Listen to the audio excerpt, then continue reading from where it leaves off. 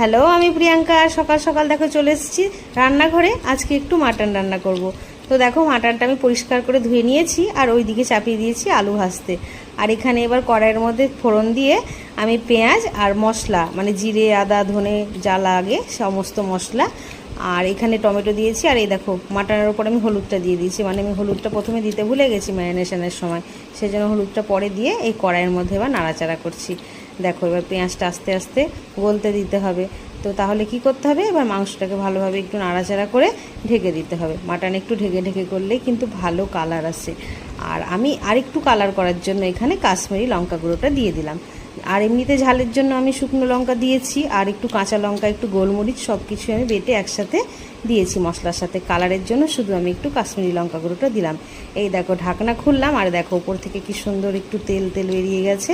অবশ্য এখনও হয়নি, এটা আরও ভালোভাবে কষতে হবে। মাটন করতে কিন্তু